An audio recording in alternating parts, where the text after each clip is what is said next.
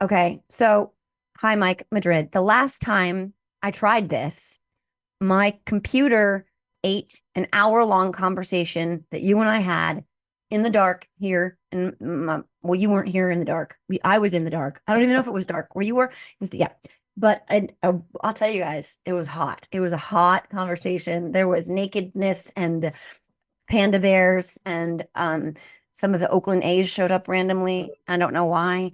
They haven't been here in a while, but I never Joe. got to publish that conversation because it disappeared. I think aliens may have abducted it. I'm not sure, but it was a great conversation. So we're going to try and tap into that energy again, but with less nakedness and no pandas. And I don't think the A's are anywhere in the building, but I'll try and find it. Maybe a diamondback.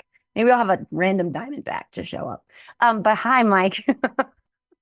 Welcome. Good to be with you. What do I say there? I mean, my God. I don't know. When I laugh, my whole desk shakes and then the whole computer shakes. And yeah, it's like an earthquake, which we've had here in New Jersey. And thank you very much. Okay, so we're gonna try well, this will be episode one, but it's really two. We'll call it 1A of Mike Madrid, my dear friend, who is a genius in all things, also published author, ladies and gentlemen, on his book tour now, either in Boston, Albuquerque, Toronto, or Sacramento. We're not sure. But very excited to have you here to have conversations. We're going to talk about, you know, data, polling, trends. You're an expert on Latino, what do you say, Latino polling, Latino trends, Latino. How would you describe that exactly? Because you have the verbiage I don't. Latino voters. Latino Fuck voters. that. Yeah. Yeah, something like that. Yeah, no, it's awesome and it's very timely because Yeah. Trump had that Univision Yeah. craziness. We'll talk about that, right? We will. We're going to Yeah. talk about that. Yeah. But Yeah. we're going to start with our maybe Dodgers, Yankees, World Series, maybe. I'm terrified of your Dodgers, Mike. Th- Well, I mean, look, the good news is the last time Dodgers won the World Series, Joe Biden won the White House. So, like, it's kind of written in the stars. Like, when the Dodgers do well, when you vote blue, right? That's what Mm, I'm saying. So, mm. like, everybody out there undecided, like, blue is what you ought to be focused on. And that just means Dodgers. It means good things happen. When the Dodgers win the World Series, good things happen. I would love to see a Dodgers Yankees World Series again because those were like 1978, 1981. Sorry, this is the way back machine. I was like 7, 8, 9 year old kid, right? Like it's like when the magic of baseball is like at its peak, right? It's like, and I love the Dodgers, and just to kind of watch the Yankees, this dominant team that they've always been, playing the Dodgers. That was when my love for baseball really was formed and set in concrete. Watching the Dodgers Yankees battle it out, so it's good stuff. It is good stuff. And I mean, there's something about the coasts, it's like East Coast Yeah, versus West Coast and yeah, everything. the coastal elites. No, I'm nervous. Your team, they do scare me. They have major bats. Like it's terrifying. Like You got good bats too. we do, we You do, got better we pitching do. than we do, I think. Well, right now we do. Knock on wood. Our pitching has been insane. I get our bullpen through the playoffs has been amazing, like really impressive. But our ace is, I love you, Cole, but and of course we've been sort of playing with a judge that's kind of judging through the playoffs like he does. But last game, thank you Jesus, he had a two-run shot, which was like broke the seal. I mean, there was a literal orgy in the bleachers at Yankee Stadium. I saw things. I saw things I've never seen. Were you involved or were you spectating? No. I think I was watching on TV, but Oh, I think a woman was impregnated and gave birth at the same time. I'm not sure. Children were crying. It was this is Jesus. unlike any political podcast that I do, and I do a lot of them. Like this is a different Well, flavor. I mean Did I that's even say that without it getting out of control? I don't you, know. you like my flavor? I don't know. I don't think we've ever. Okay, I mean, I was maybe just drunk. I don't remember, but if you say so. Just kidding. Um, yeah, no, it's different. This is different because we're different by nature, and I'm a very unserious person a lot of the time, and I have a very dirty mind. But now I'm hoping tonight that the Yankees win again, and because you guys are up 2-1, we are up 2-0. That would put us up 3-zip, which would mean we could close it out in Cleveland, which would be sad for us. Yankees aren't doing watch parties. Are the Dodgers doing I don't know. Yeah, look, there's a long way to go. I mean, both teams have big fights in front of them right now. The Mets are not going to just like they're going to come back charging. This is going to go to the last game. I think the Yankees close it up before that. But this is a dogfight, man. This is going to be tough. This is going to be close. This is going to be like Pennsylvania close, like border state down to the wire, close, close, close. But the good guys win. Blue will win. That's what I say. that? Okay. Well, I believe that the Yankees will prevail. And the Corgi said that they're going to beat the Guardians in 7, which is strange to me. But the Corgi has been wrong. I mean, once or twice at least, right? I don't know, statistically speaking, how accurate that Corgi is. But I'm not going to lean too hard on the Corgi. First of all, I wouldn't want to hurt a Corgi. But secondly, it's just a dog on the internet. But okay. So let's jump into holy moly. That I want to start with the Univision thing. Yeah, let's start with that because that was a Russian nesting doll of crazy. That was like a 7-layer cake of insanity, but also like I'm so confused because I was watching some of their faces as they've gone viral now, and particularly the women, their faces when he said January 6th was a day of love, and then he said nobody Yeah. died, but Ashley Babbitt died, and they're making all the faces, and then that some of the questions, also the best questions he's been asked in a long time, was from that guy from New Jersey who was like, I'm struggling supporting you. Yeah. January 6th, none of your cabinet supports you. Your vice president doesn't support you. And he completely basically dodged the question, but also gaslit everyone and saying that was a day of love. So let's just top line, what was, first of all, did that town hall move the needle in his favor at all? No, I don't think it did. But look, I'm really intrigued by what's happening in this race for a couple of reasons. So let me kind of unpack a little bit of it and want your thoughts, obviously, too. The Okay. first is it is unprecedented and extraordinary to see a Republican 2 weeks, 3 weeks out of a race at Univision going to Spanish speaking audiences, Latino voters. It's also equally peculiar to see Kamala Harris on Fox News. Yeah. And so I want to talk about why, right? And the why is really going to explain who's going to win this race. We're watching the coalitions of both parties change. And Mm. so you are seeing movements, however slight, of Latinos, particularly, and Black men moving to the right, but you're seeing white college educated Republican women leaving to the left. They're defecting from the Republican Party. They're had it with Trump, Dobbs, J6. And I want to put a pin in that. We'll get back to that with the Univision thing. But it is fascinating to watch both campaigns 3 weeks out, still very much in the persuasion part of the game, when normally they would be doing purely get out the vote, going straight to their partisan foxholes and like rallying the troops and trying to get people out to vote. They're still scrambling for these last share of votes in each other's Mm. base. Hmm. Fascinating, and it has everything to do with the change of coalition. So that's one. So let's Hmm. talk about Trump and what he's doing, tries to do at Univision. There's two questions that pop out at me. One is this gentleman, by the way, English speaker, former Republican, leaves the party because of J6, Hmm. says, I want you to convince me to come back because I believe in the ideals of the party, but you're just too much, bro. Like there's too much extremism, too much crazy, too much overthrowing the government to affiliate with you guys anymore. Tell me I'm wrong. And Donald Trump not only doesn't tell him he's wrong, he reinforces the crazy. Yeah. Like, this was a peaceful event. I just showed up. I didn't know what was going on. It was a love and harmony. It was like Woodstock, Trump stock, I guess we'd call it, right? On the National Mall. It was like tie-dye shirts and Yeah. peace and love. And then, Ashley Babbitt died, but nobody died. Like literally says that, word for word. The Hmm. senility starts, spilling out, the old man's out of the cage. And one of the fascinating things, like you mentioned, was just the head shaking. Like people in the audience were like, what the hell is the guy talking about? Like, what Yeah. is this? Like Yeah. you can give it an answer, any answer, even the crazy answer, but if you answer coherently, people go like, okay, that's Trump being Trump. There was nothing coherent about the answer. Like, and he knew it was coming. He knew it was coming. Right. And so that was one. The other one was a Spanish speaking farm worker from California who's like, how the hell is the economy going to work if you start deporting people? And what I Mm-hmm. loved about those two questions is one, they were asked by men. They were asked by Mm-hmm. men, which is where Kamala's the Democrats' problem is. One was in English, one was in Spanish, very important. One was kind of traditional farm worker issue. The other one was Republican J6 defection.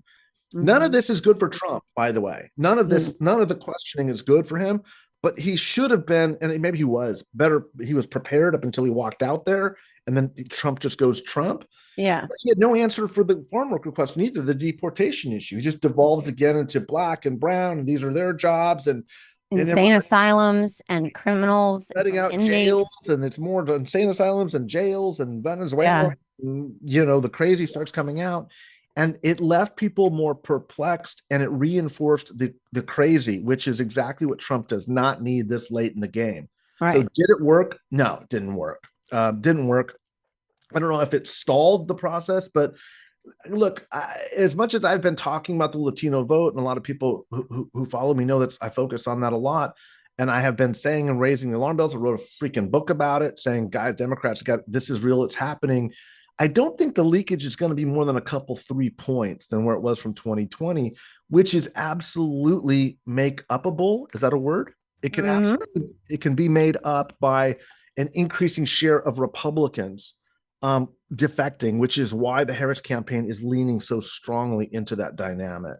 So Yeah. that's the way I see Yeah. the race at play right now. And what are you Well, thinking? I mean, I think I think he's so delusional that like he honestly believes that the answers in his whatever is in his cranium, that the answers he gave at that Univision town hall last night were somehow coherent because he kept saying like, remember, I own Doral or whatever it's called, Durango. I don't know what is it called down there, what that resort. I'm the jobs guy, right? Like Orlando. I'm the one that gives you jobs. And he just kept basically saying that. And after all of the word salad, it made no sense, but also was completely detached from reality. Where he even like when that guy, the English speaking guy, was like, and all of your cabinet and your vice president, none of them support you. None of them want you to be president. And he's like, oh well, that's just a few. They get some press, they get some publicity because it's me. And it's like, no, dude, two of your defense secretaries, your vice president, like most of your cabinet. And it's like those are a few voices that get some publicity. So like it was completely detached. I mean, I don't know. He will tell you again, everything is a success. It's like the power of positive thinking. And this is someone we now know from the Apprentice thing that came out today, was knew that the Apprentice wasn't the number one show on TV. They kept telling him it was the number one show on TV, repeatedly telling him that's not true. He'd still go out and say it. He didn't care. He doesn't have it. He's not beholden to the truth. So I don't think any real accurate assessment of that town hall makes a difference to him. I would be interested to see if you think, I mean, it wouldn't really move the needle for anybody in terms of like, statistically or changing any votes. And I mean, would it change any votes to her though? I'm curious about that. And then I want to get to the Brett Baer thing.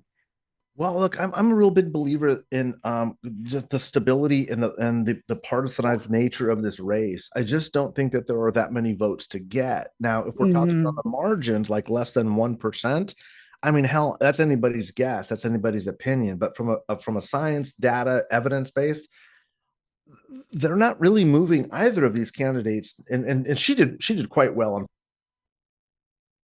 We'll talk about that in a second, but is that going to move the 2 to 3 points that she needs? The answer is no, not in isolation. But I think she's going to move them. I think she's going to move them with everything that they're doing, and I think natural demographic shifts that have been 10 years in the making since Trump are moving these voters. So I know when we'll talk about that with Brett Baer and Fox in just a second, but Trump didn't do himself any favors. I don't know that he did himself any harm, but there are still a wide swath of Latino voters that were probably watching and going like, this is crazy. Like, okay, maybe things aren't great economically, but the dude's nuts. Like that's the guy who's going to solve our economic problems.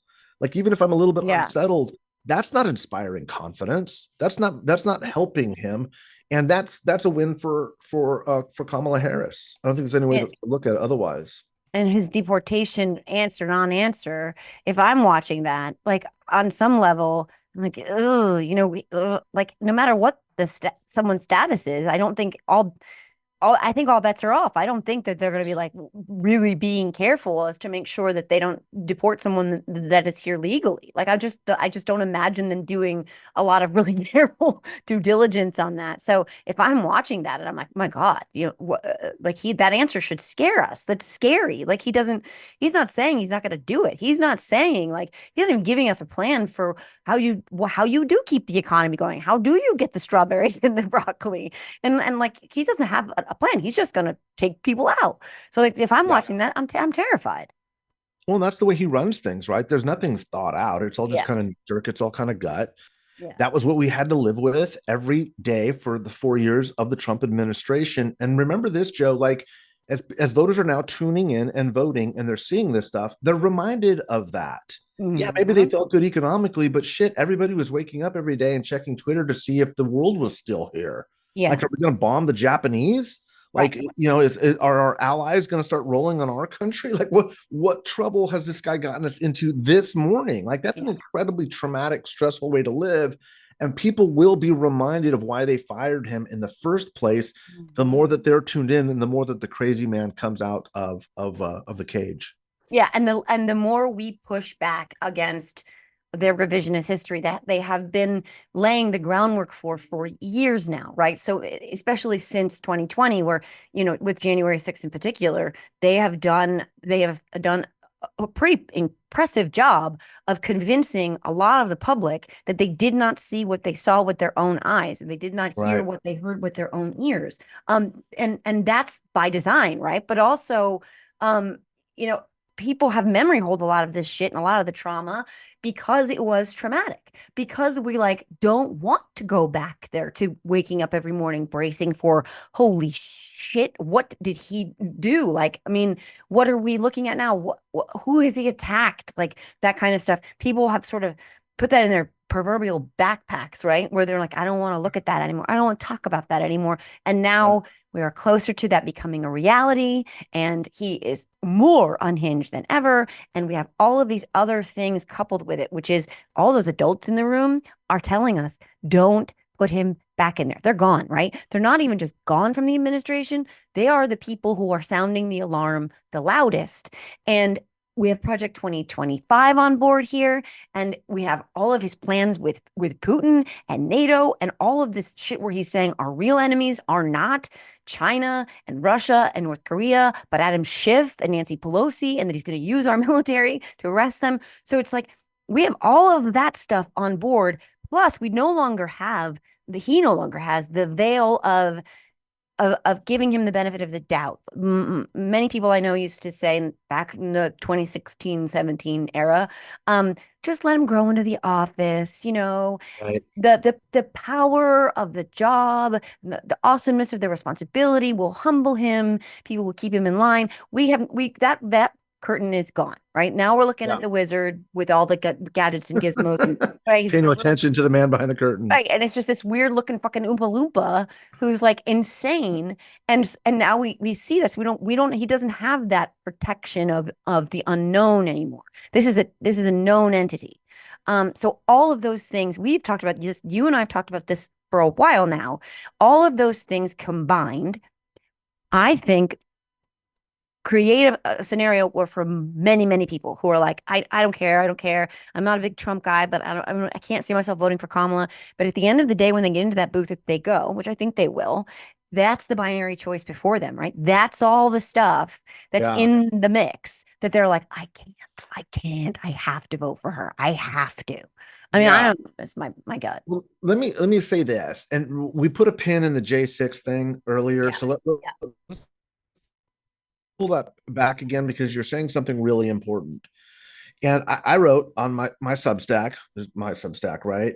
Is as somebody who was with the Lincoln Project doing the data work to move Republican voters over in 2020, I wanted to compare the data from 2020 to 2024 to talk about the likelihood of success of Kamala bringing over even more voters. And so here's basically what we found.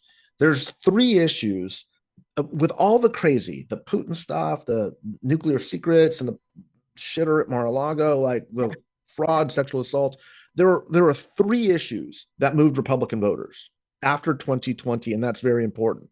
Remember, After people voted in 2020, the big lie happens. He starts lying about the election. Very important. This moves Republican voters. The second, January 6th, you heard it at the Univision event. That guy saying, I was a Republican. I left the party because of January 6th, convinced me to come back. January 6th is a big one. That's the second. The third is Dobbs, right? Mm-hmm. Republican women are like, done. I'm out. Yeah. That's it. It was Yeah. abstract. Now it's existential. I've had it with you fools. I'm done. Yeah. Those three issues are all new since the last time Donald Trump was on the ballot. And I can't tell you how important this is. We've got to stay on message. We've got to stay focused. And I've been criticized a little bit for saying this too. We've got to make sure we're not letting messengers step on that. And as much as I love the messengers that are coming out and making the case, and they need to continue to do that, you can't put politicians or people from Washington in front of these issues that clearly work to move Republican voters off of Donald Trump. How do Mm-hmm. I know they work? Look at Liz Cheney. Look at Dick Cheney. Look at Adam Kinzinger. Look at all the former Trump officials. Why did they leave? They voted for Trump twice. They literally worked on his campaigns. They worked in his administration. Why did they leave?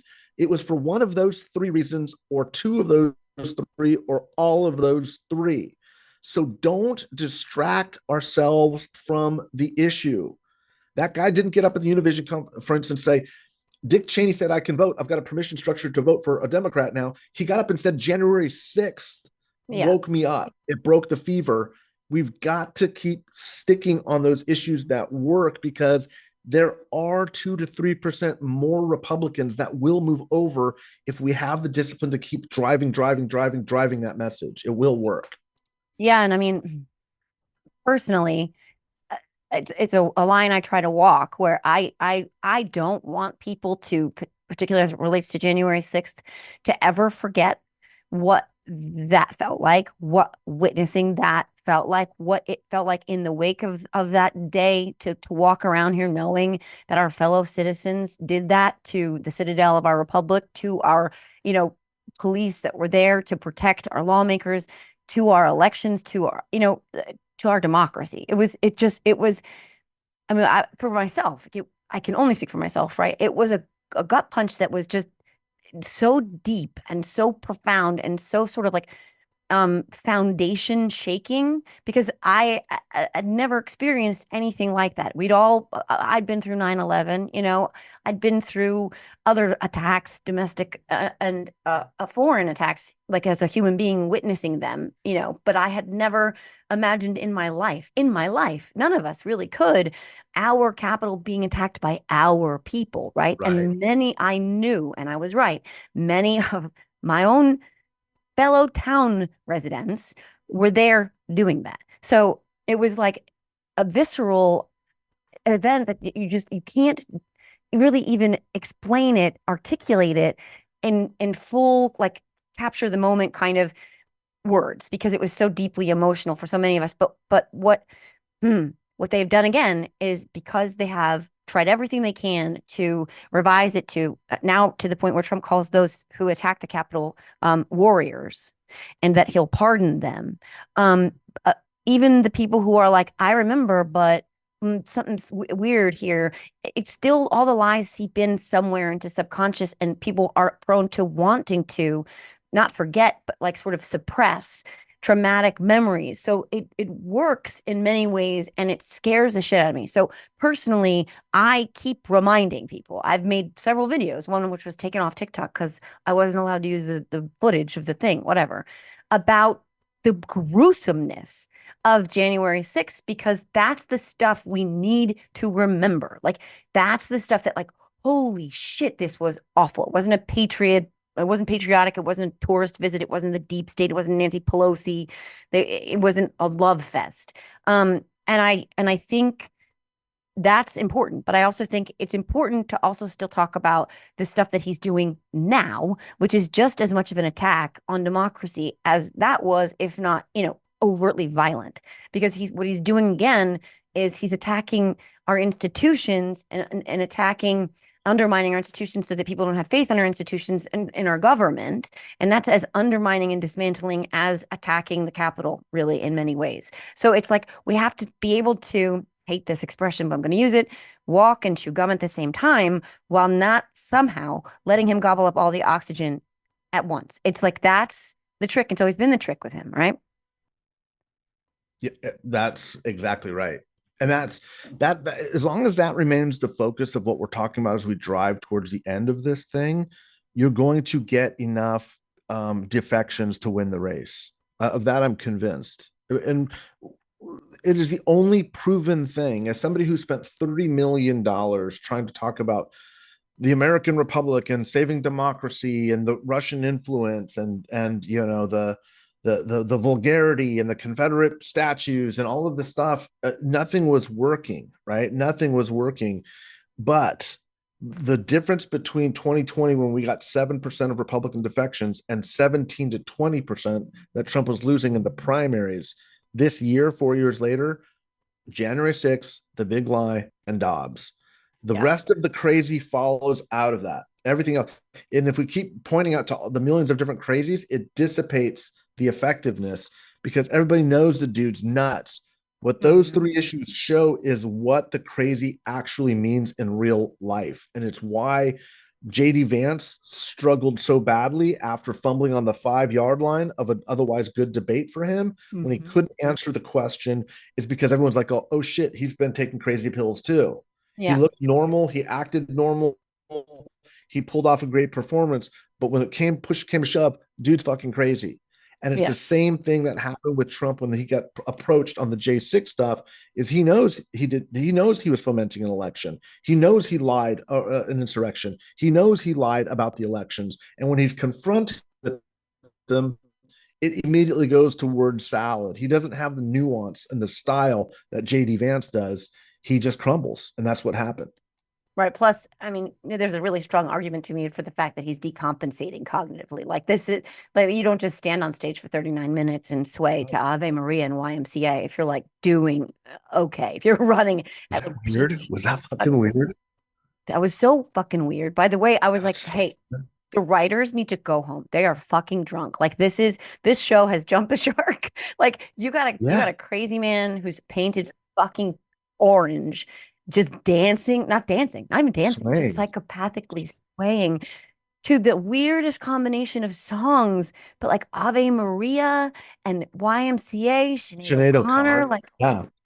it was Was it madness. just a glitch? Was it like a reboot problem? What do you think it was? I think that a lot of the comments I've seen I think, yeah, I was asked a question. It was very hot in that room because people kept passing out. Like that's the whole thing is like literally surreal. Like this, like if a script writer came into a movie studio office of the executive and was like, I have this great idea. Okay. So like in this movie, there's a scene where it's really hot and people are passing out and he's making the crazy orange guy, really old guy, right? The guy who's a felon, he's making jokes about it. And all of a sudden he starts asking for Ave Maria and then the lady who killed her dog in a ditch, she's like, but didn't you want the song and then some questions? And then he just doesn't want to take any questions anymore. And the movie executive would tell you get out of his office. He'd say, "This is ridiculous. This is like this is not. No one would believe this." But that's what happened. But I think what happened was the hot and the questions, and he was just like, I can't do it." And I do think it was like something just snapped or something. And he knew that if he even tried to answer more questions, it was going to be bad, like really bad. So he just stood there and did that. But then why did he do it for so long? Like, that's also what's so weird. Like, where was he for 39 minutes? What do you think? I mean, the way Christy Noem was talking to him, I think that they all know he's crazy. And that's like how you talk to your grandpa when he's in the home.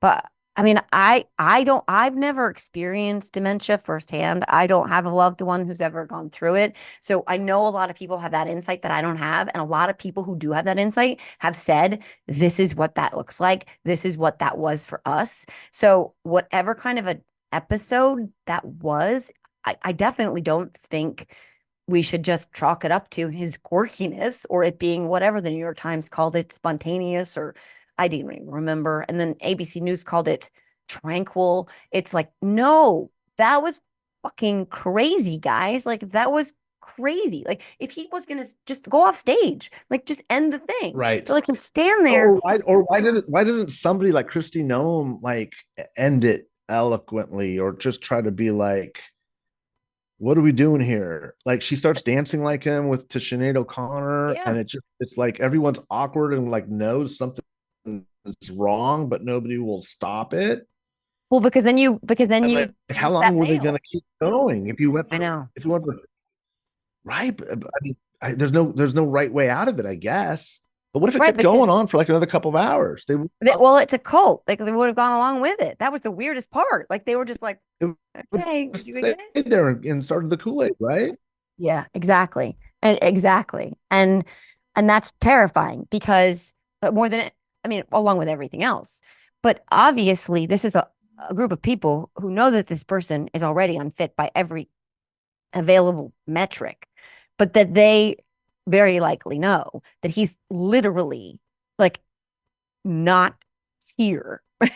You know what I mean? Mentally. And they're still, propping him up and trying to make him the president again. It's it's both sad and really scary. And like people should know better, but they don't care. They don't care. Like a Christy Noem doesn't care. She doesn't And care if that's they put that's where we're them. at, and that's kind of right. Yeah. And Right. that's the danger of the moment, right? And that's what we're Right. trying to peel off, just chipping away. And that's what I'm saying is these people will not only ignore that, they'll get up and dance with it. Hmm. And until they visually are confronted with these massive things like lying about the election, overthrowing the Capitol, or experiencing the reality of the Dobbs of Roe going away, they're not going to get shaken out of that. That fever swamp is not going to break. That Right. Trump fever is just it's a bad virus, man. It's a bad strain, and it's just getting there ain't no vaccine. Is what we're Yeah. No, the vaccine is in the voting booth. But what is really disturbing too is that none of the like usual suspect pundits, like the Charlie Kirks or the Tammy Laurens, I call her Tammy. I don't give a fuck if her name's Tommy or Tammy. I just don't care. Um, or the Ben Shapiro's. None of them are talking about that weird 39-minute freak out. They're not talking about it. What th're talking that's about instead is Kamala Harris and one right. answer about she was basically like set up like why she couldn't differentiate herself from Joe Biden and trying to make it as if when she says we need to turn the page, even though Brett Baer knew fully she was talking about the rhetoric and the vitriol and the division and the extremism coming from Camp Trump, Camp, MAGA. Brett Baer still tried to turned it into her distancing herself from her own job and her own administration. And it was very tricky and slippery. It was slipperier than Diddy's couch because what Charlie Kirk, that's not my joke, Andy Ostroy, but I'm stealing it all the time. But and I'm gonna ride it like it's 1997 and I'm a waitress at TGI Fridays in Boston. But that's a deep cut. But yeah, so what they're doing, what Brett Baer gave them is this little perfectly sort of set up clip where it's like, oh my God, she doesn't even know she was the vice president, or like she's not even taking accountability for her role as vice president. Like she's trying to say that she's different from Joe Biden, but she's not different from Joe Biden. And like they took that one little selectively edited clip and they're running with that. So like even if she had the clumsiest response, which she didn't, by the way, because she was literally being pounded with interruptions the entire effing time.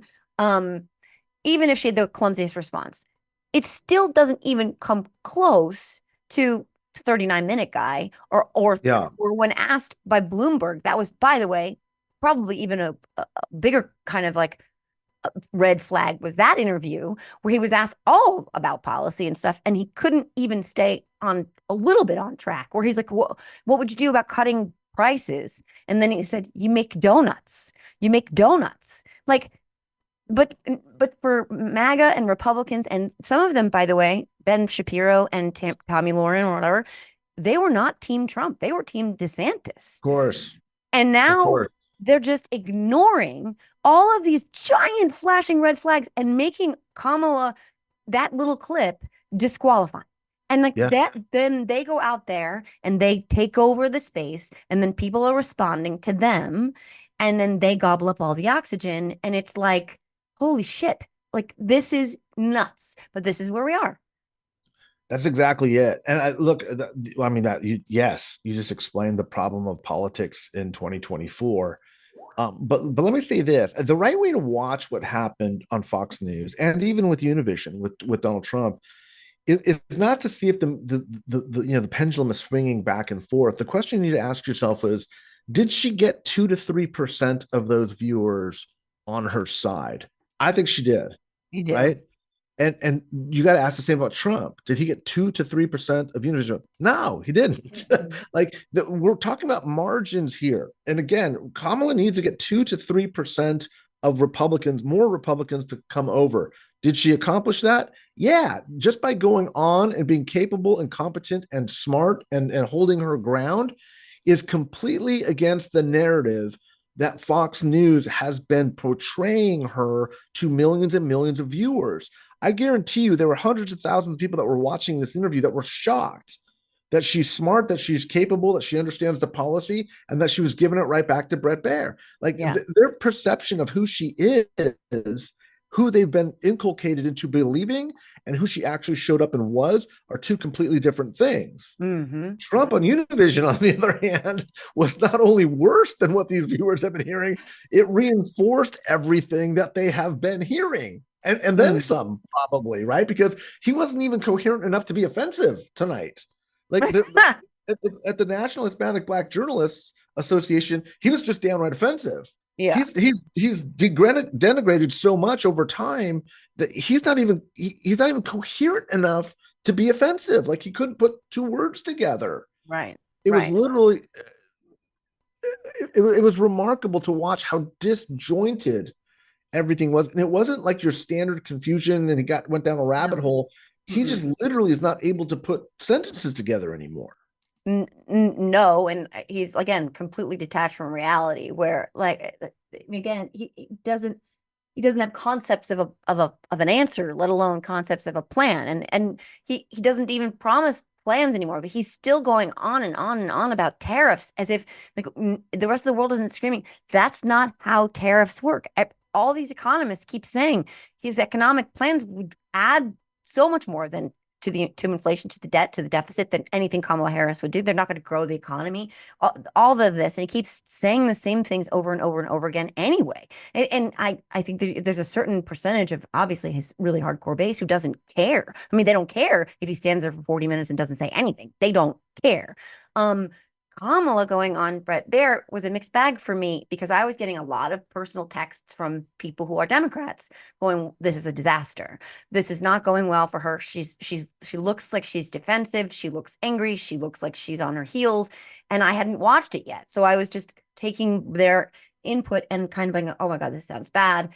And then I watched it for a few minutes and I was like, "No, she's being completely like inundated with Brett Baer just stepping on everything she's saying and then setting her up for Yeah, these sound yeah. clips. And she's a former prosecutor. I mean, you're not gonna find a moment where you really get Kamala where she's like, come on, like not gonna happen. But she was pissed and she was annoyed, and every woman in America, practically every woman around the world, knows what that feels like, knows what it feels to sit across from a man who's there to make you feel bad and look bad. And he wants to make sure that you stumble and he doesn't really let you get your footing. And she pushed back. And then he said, by the way, at some point, this was glorious. He goes, she's like, "I am speaking, let me speak." And he goes, "Yes, ma'am." And then she flashed him that look. And it was like, and then she kept talking. And that's what she had to do. But so when I watched it myself, I was like, I don't really know what their takeaways are coming from. But it was all men who were sending me those texts. And Funny. Yeah. yeah. And then I was like, I was because getting the same thing from national reporters, and I really? didn't realize. Yeah, I didn't realize that they were all men until you just said that. That's what it was. Is they were like, "This is a disaster. Like, why would she? Why would they be doing this?" Yeah. And I was on the plane, so I was like, "Oh shit, this doesn't sound good." But by the time Yeah. I landed and we're looking at the clips, I was like, "This wasn't that bad." She was standing Uh-uh. her ground, she went into the lion's den, Mm-hmm. and her team knew the questions are going to be on immigration. They're no-win questions. It's Right. a no-win environment. You're on enemy territory. They're going to just eat you up because that's what they do.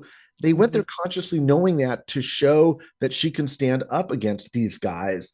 And again, Mm-hmm. the idea is not to convince all Republicans. It's not even to convince 30% or 10% of Republicans. We're talking 2 to 3%. And you can't tell me there weren't 2 to 3% of Republican women going, good for her. Mm-hmm. She's not like she's been portrayed, like she's standing up and she's telling this guy to go pound it.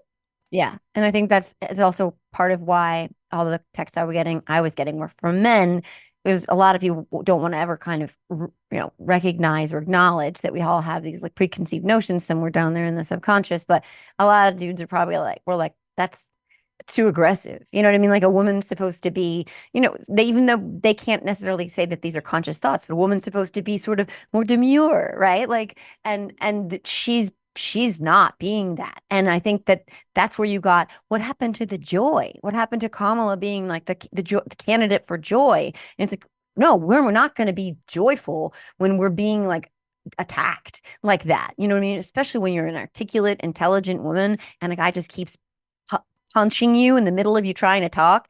And I think that that's maybe why on some deep level men were like, oh no, she reacted too strongly. But a bunch of women, to your point, are like, no, you know what? Well, I've been there. I've 100% been there. I've had to do the same thing. Women are programmed to think that we're not supposed to talk like that or push back or be independent or be strong. And I'm tired of that shit. And I think that hopefully you're right. Maybe 2 to 3% of Republican women saw that and they were like, you know what, the repro thing is already kind of a deal breaker for me, where I was kind of thinking I was going to go into that, booth and vote my conscience. And I know she's capable, but I also know that, yeah, she just gave it back to a white man for like, him pushing her. So I want to vote for her. I hope. I mean, I do hope.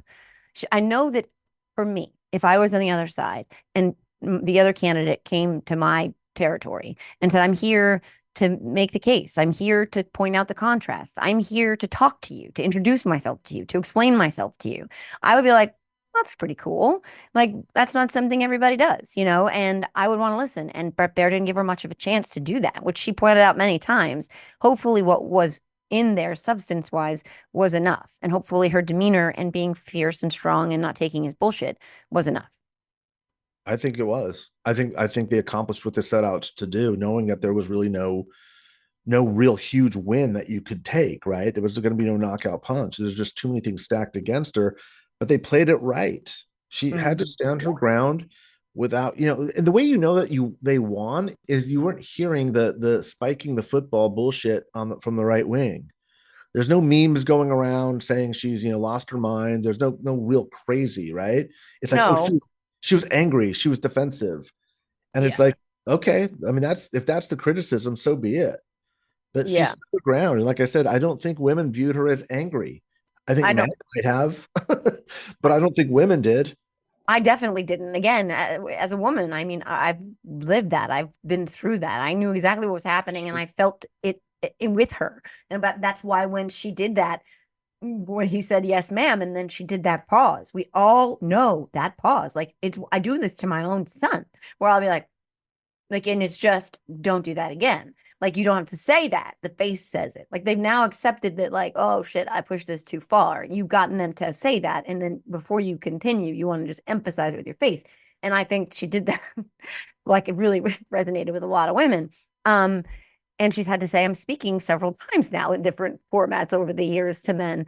But yeah, I mean, I think you're right. I think hopefully, I think women would have seen it differently. I know they would have seen it differently than men. And hopefully we get a couple just from seeing that that's something Donald Trump would never do. But also, again, she just has to really be not crazy, right? Like she has to be, if you're on the fence and at all, and Trump is between Trump and Kamala, like as long as she doesn't give you anything to be like, oh shit, maybe she's just as crazy, you're probably still coming out ahead.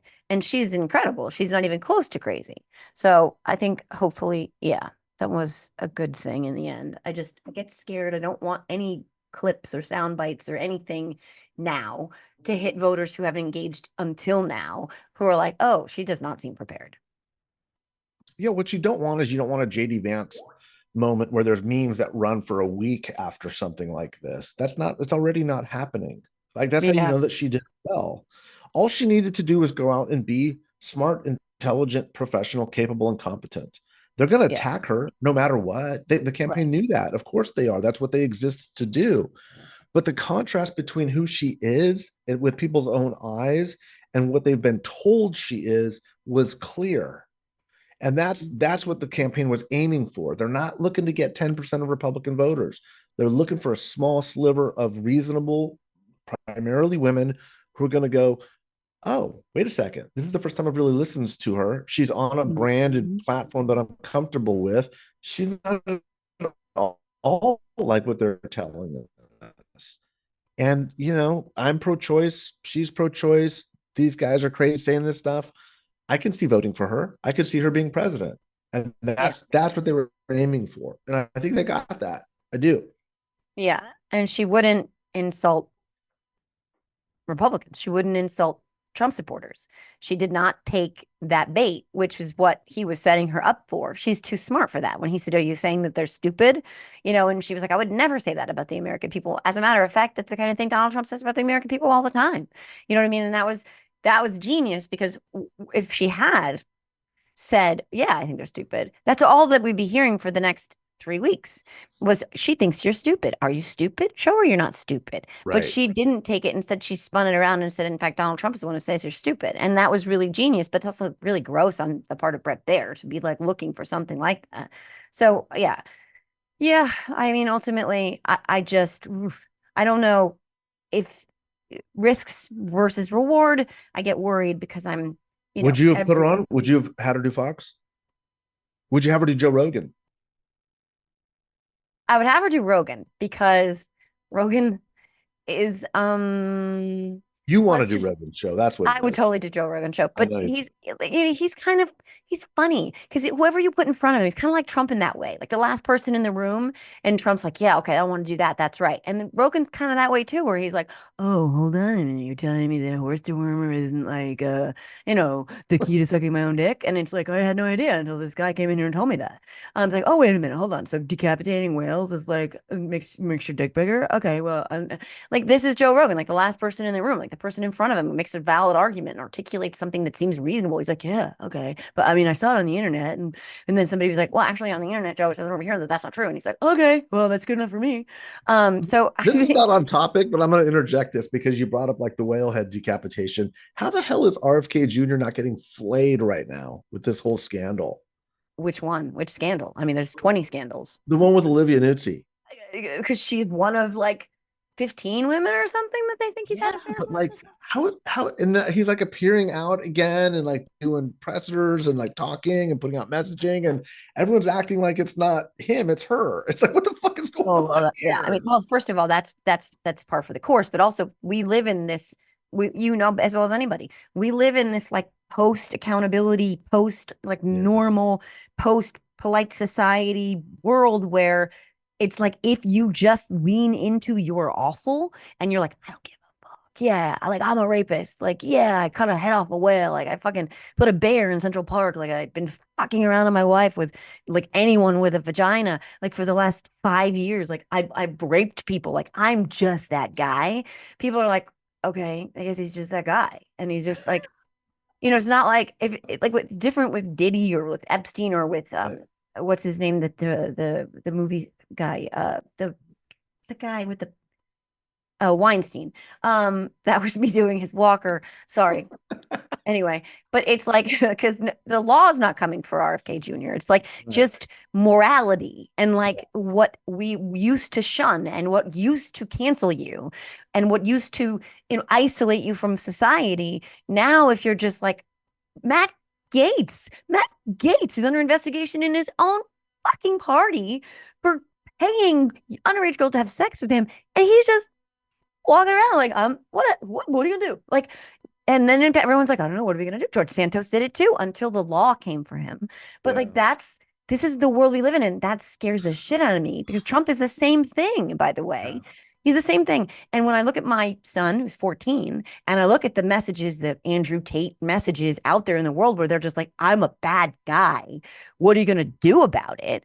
And like, it just keeps getting rewarded. I That's mean, like the our, dark MAGA stuff with Elon Musk yeah, coming out. that's Dark MAGA, it's right. like embracing the villain, right? It's like Yeah. it's no longer something you have to tolerate with us. It's something you should celebrate about us. Well, It's like and we're that's, the bad guys, and we're cool because we're lawbreakers, and we are just kind of douchebags. but And that's fascism, right? Like that's a yeah, crucial component of yeah, getting a society on board with a lot of awful things. Like that, like to get them to not just embrace but celebrate. yeah, Like you said, being bad, like being abusive, being the kind of person who takes what they want and breaks the rules, like that being the thing that's lauded gives the people who are at the top a whole lot of freedom to get away with a whole lot of awful because the permission structure isn't just there to accept it, but to see it as strength and something worth rewarding. That's like yeah. there. I think all of that exists in concert with all of the rest of it that's been sort of, undergirding MAGA Republicans for a very long time, longer than I've been paying attention. You know what I mean? That's sort of been the direction because you get that, you get the attack on truth, which is also crucial, right? You get the complete and total dismantling of truth. You get distrusting institutions and distrusting the free press. And you put all of that together and you're talking 1984, right? Like you're talking 1930s Germany. And Yeah. and then you can get away with anything. And that's what really does scare me as well, because we've seen movement within our own, young people where young men, 14 to 21-year-old men, are increasingly drawn to the things you just described. They fucking love Elon. They love Andrew Tate. They love hyper bros, I mean, they love those guys who just take, and that's also because it's coming from their coaches and it's coming from up on high, and it's a terrifying trend. But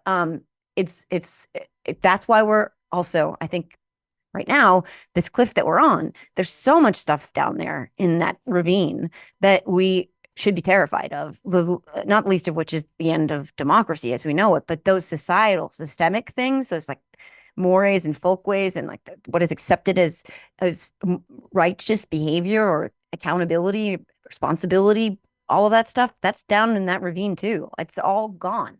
And that scares me as much as anything else does. How do we rebuild it? Oh, well, you know, I don't have all the answers, but what I always come back to at the end of the day, clearly, I don't have all the answers, shockingly. What I've been increasingly leaning into as the antidote to this even now, but beyond now, is when I look at, for instance, in the wake of Helene or in the wake of Milton, but particularly Helene, what we see after every hurricane, after every natural disaster in every community in this country is they come together, right? So they come together because they're sharing a common trauma. 9/11 is also another good example. And I told my kids, like, I've never ever seen this country that, at least superficially anyway, united, that in love with this country. And we are going through something so traumatic right now that I think on the other side of it, and even now, I think we should lean into this more and more.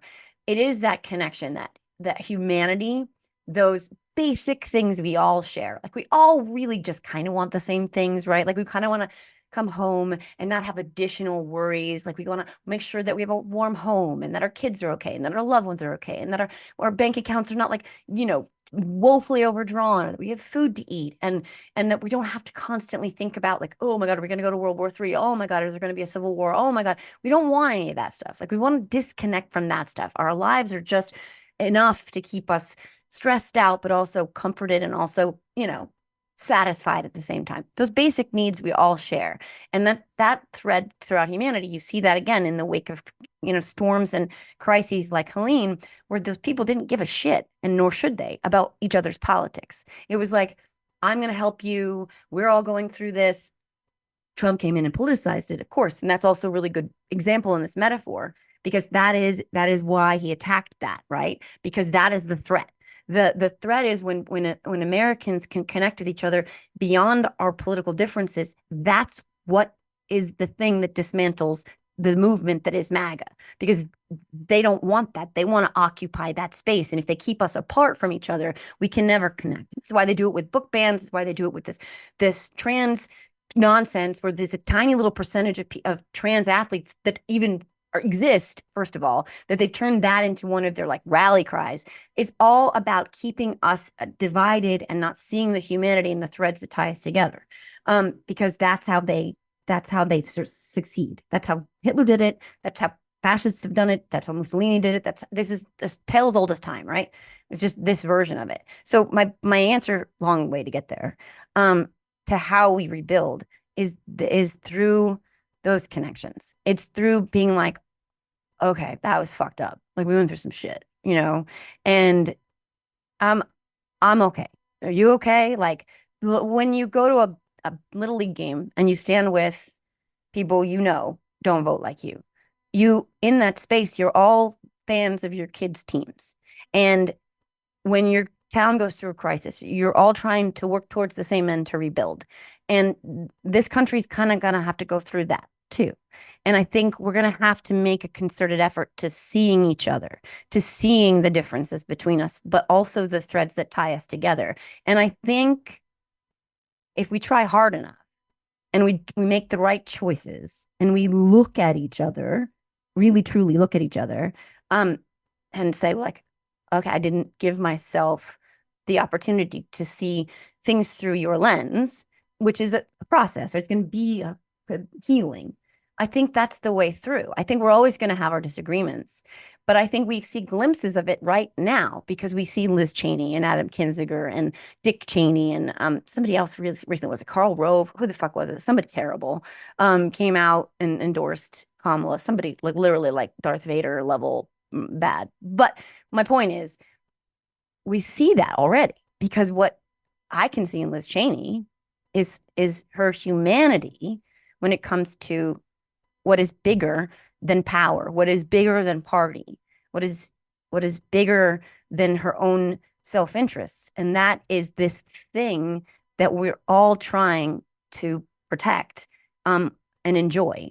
And so I think that those bridges that we can build with each other, the infrastructure is will be built by Kamala Harris not being the kind of person who wants to stoke division, and by Donald Trump facing final accountability and people being able to put that down a little bit. Like they were like, there'll be a period to some of those sentences that we very much need.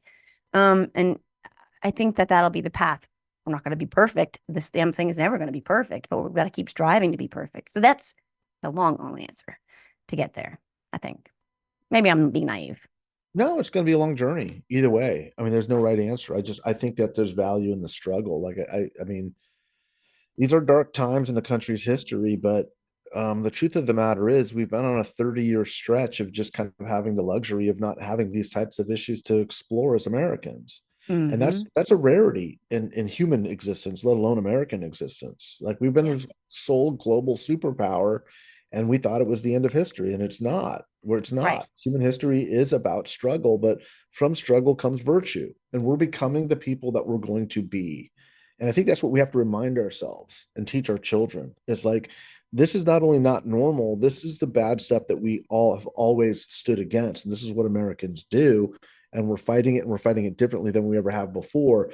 But the virtue is in the fight. It's standing up and saying, no, this is wrong.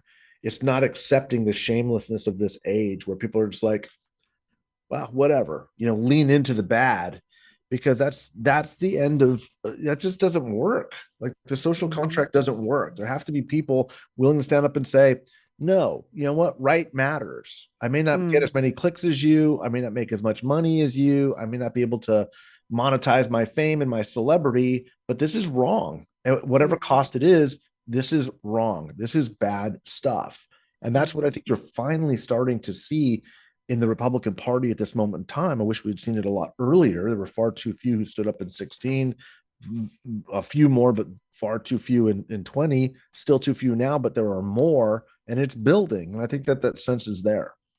Yeah, I agree. And the other component to that, real quick, is that something that this has also taught so many of us, and you see this all the time. I know you see it because people engage with content all the time.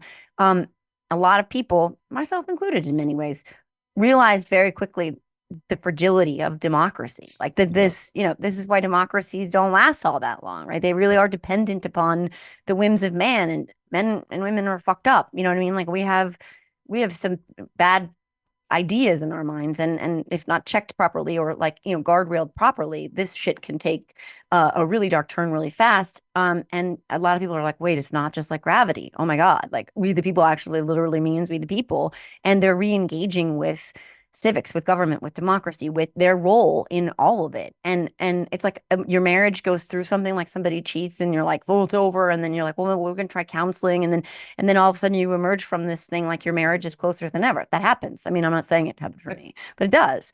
Um, and I think that this has been, I wish we'd never had to go through it. But in the same way, like going through it, maybe in the end will have made us all stronger. They made us more participant.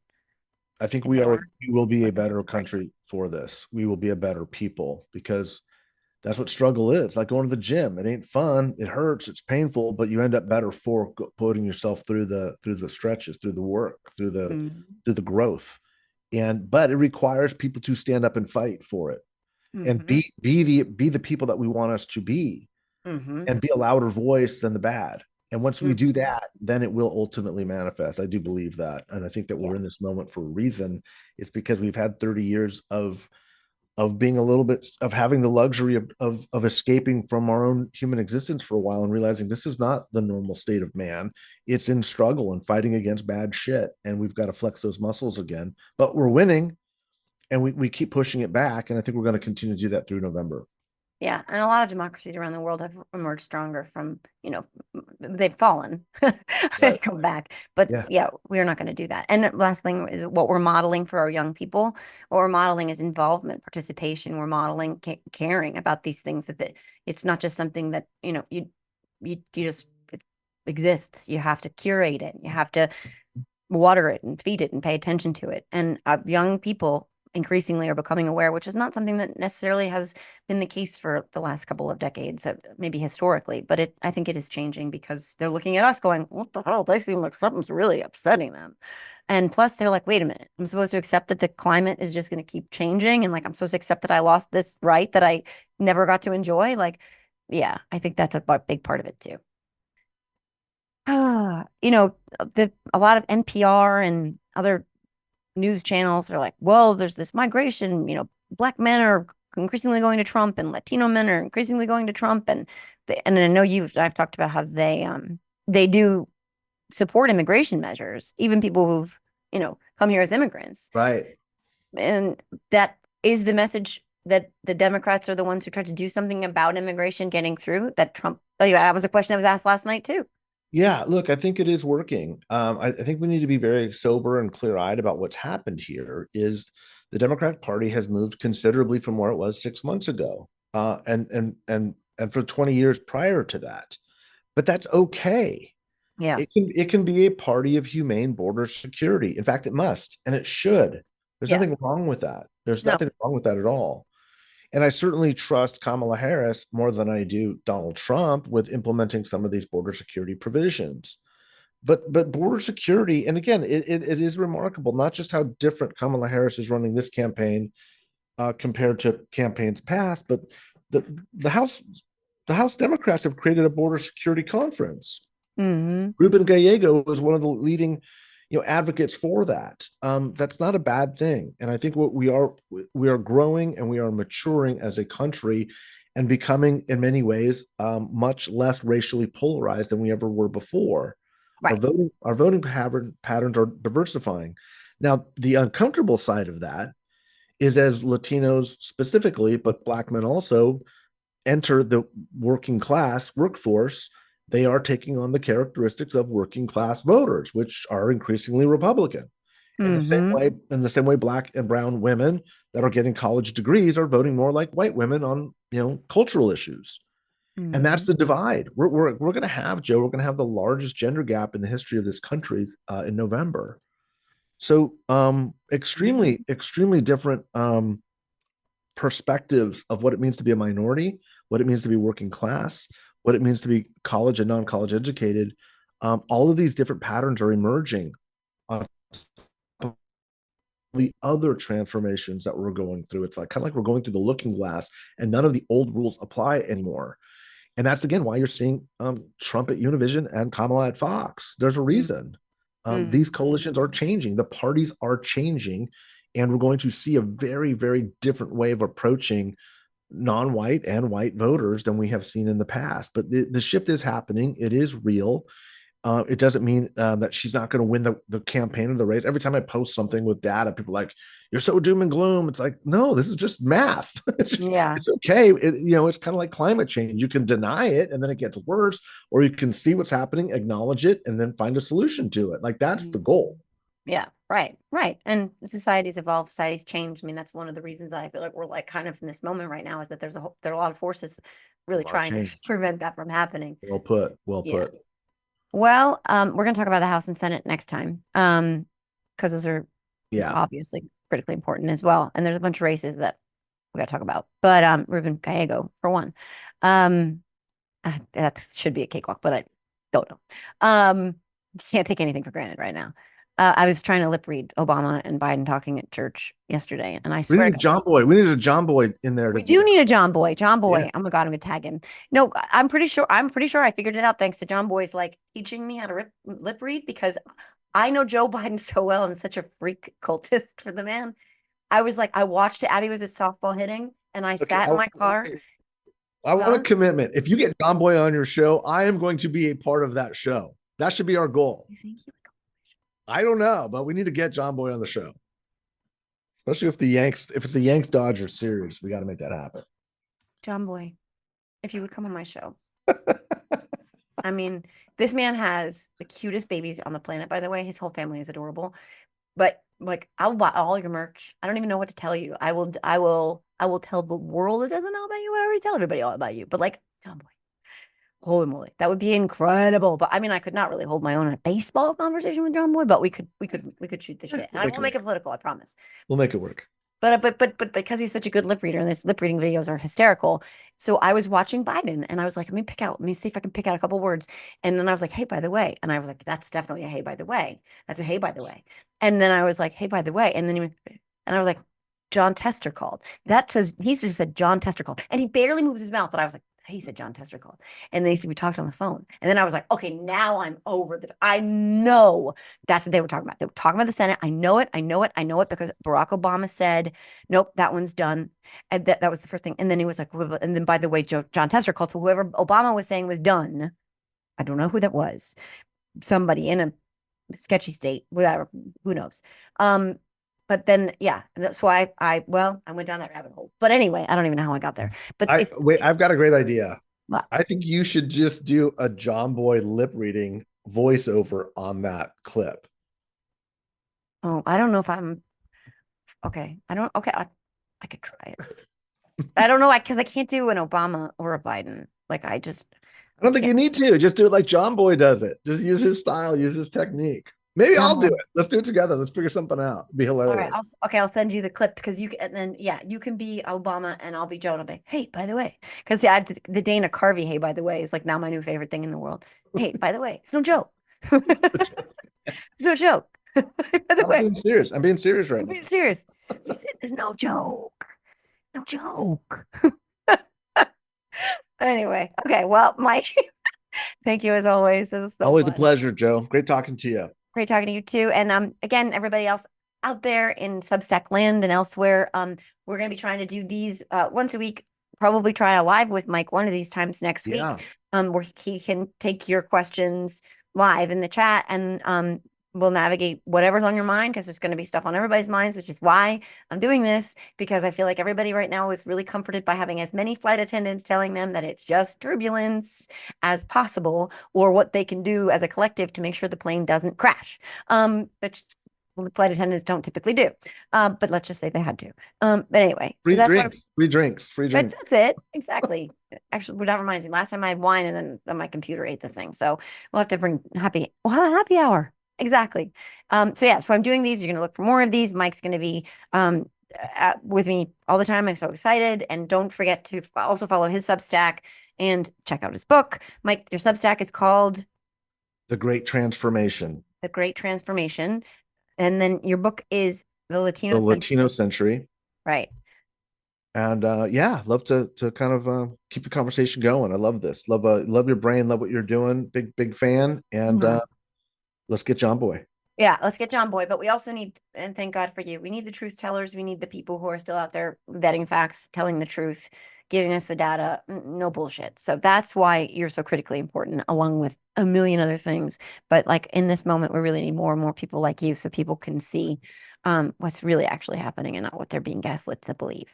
So, I well, appreciate you.